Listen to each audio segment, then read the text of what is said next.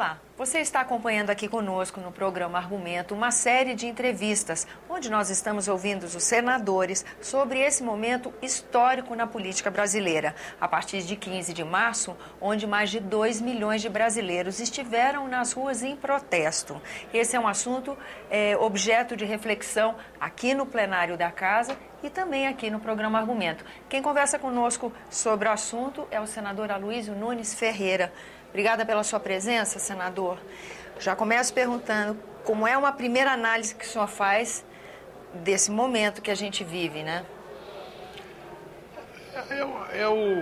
O copo está cheio, está pronto para transbordar.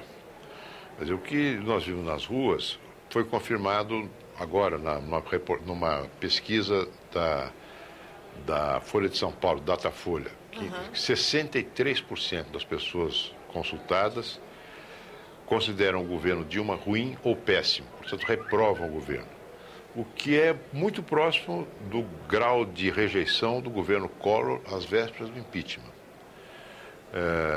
Só que a diferença do que havia naquela época do impeachment do presidente Collor, os partidos políticos dessa vez não tomaram a frente de nenhuma iniciativa no sentido de impeachment. Foi um movimento do povo, um movimento da sociedade civil, que saiu às ruas para dizer, olha, chega, não dá, né? Precisa mudar.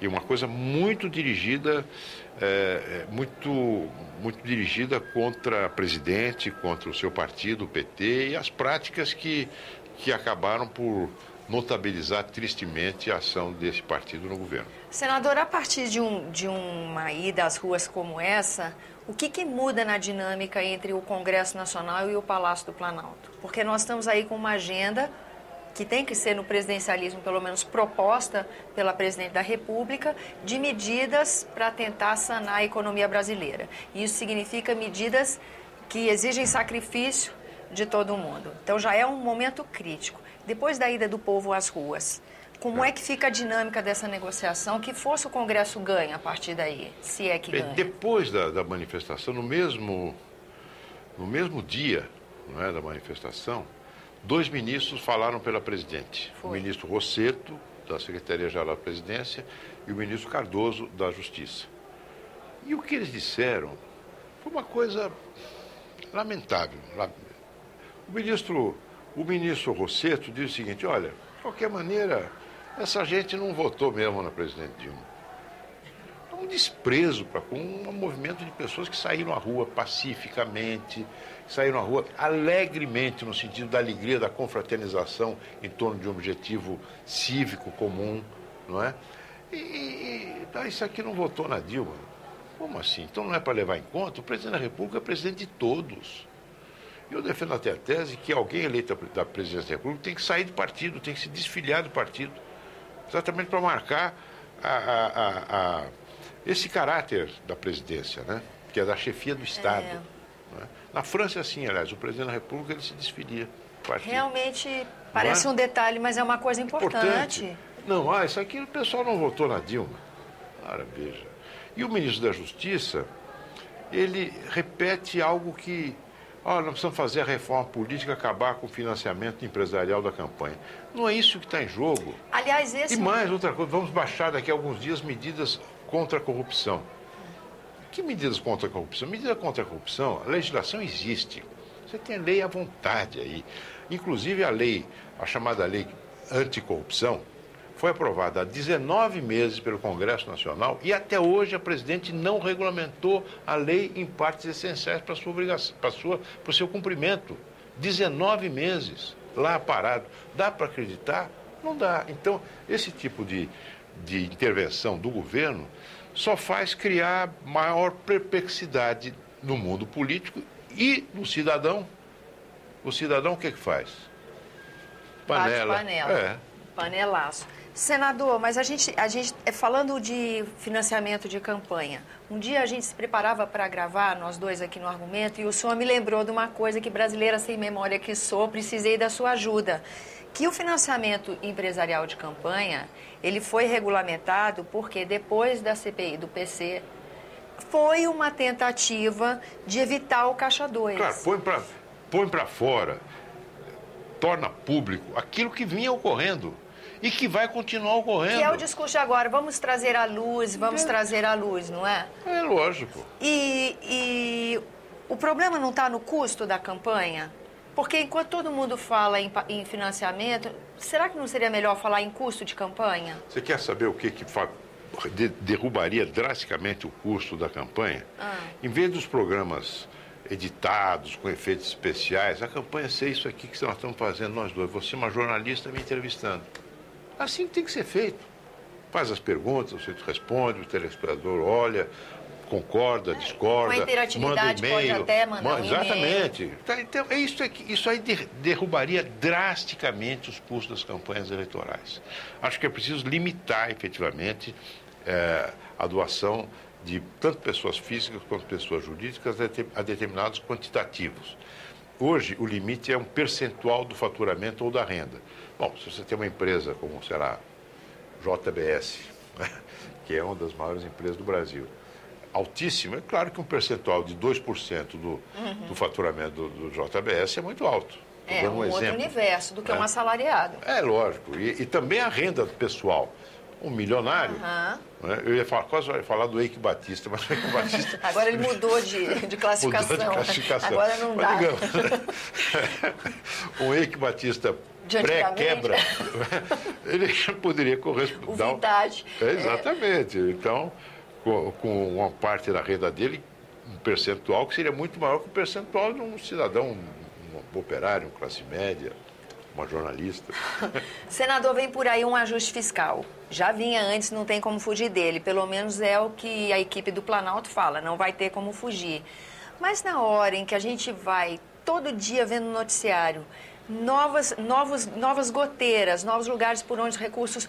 Resgatar esse recurso não seria uma primeira providência do que aumentar imposto, pedir sacrifício de assalariado?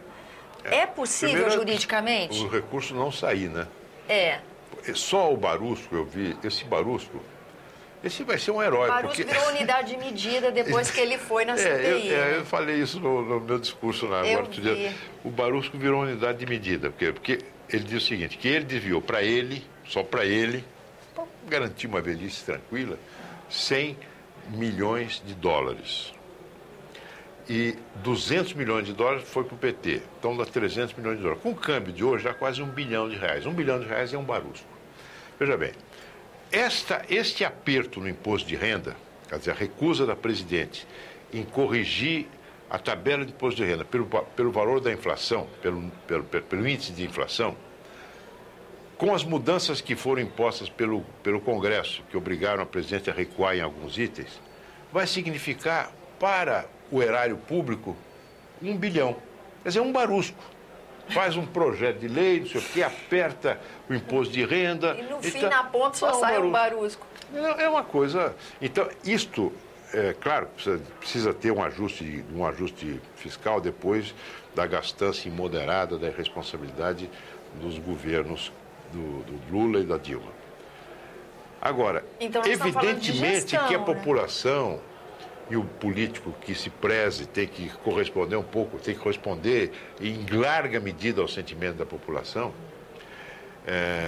ele leva em conta isso. Quer dizer, o povo está fazendo um sacrifício, aumentar a gasolina, aumenta a luz, aumenta imposto, para economizar dinheiro, e de repente ele vê cifras astronômicas de desvio de dinheiro na Petrobras. Nós estamos falando só da Petrobras. Então as pessoas vão dizer, por que agora vão tirar da minha, vão apertar a minha goela, se essa gente se refestelou esse tempo todo e levantou esse dinheiro? E juridicamente não é possível dar celeridade à repatriação desse dinheiro? Tem havido. Eu acho que essas delações premiadas, elas têm essa vantagem, né? Porque, primeiro, a pessoa que está contribuindo com a aplicação da lei, ele tem a possibilidade de reduzir a sua pena, e segundo, tem que devolver. Só o Pedro Barusco é 100 milhões de dólares. Essa semana a gente já teve notícia mais de 11 milhões e 400 mil euros. Agora estão congelando contas bancárias no exterior. Em Mônaco e tal, Então, para recuperar. É uma medida importante, mas a medida que está fazendo isso é a Justiça e o Ministério Público. Então, esse ajuste fiscal ainda vai ser um desafio, mas a partir do 15 de março e esse trabalho da Lava Jato, ele vai ser feito em outros termos? A gente pode ter essa esperança? Eu acho que sim, eu acho que começou um processo que não tem como parar, e nem deve parar.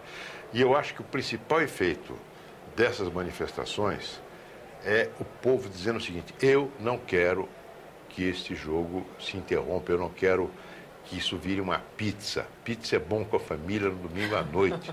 Agora, pizza para livrar a cara de político malandro, de administrador corrupto, não. Não é? Então é um elemento importante, é um balizamento importante para a ação da justiça, que é quem dará a última palavra nesses casos. Senador, eu agradeço muito sua presença aqui no nosso programa. Obrigado. Agradeço a você que nos acompanha, lembrando que esse é o programa Argumento, que eu sou Tânia Horman e você é o nosso convidado para fazer sugestões e críticas ao trabalho da TV Senado. E para isso é 0800 61 2211, ligação gratuita. Se você quiser rever essa entrevista ou outra dessas séries do Povo na Rua, ou mesmo outros trabalhos da TV Senado, senado.leg.br/TV. Até a próxima.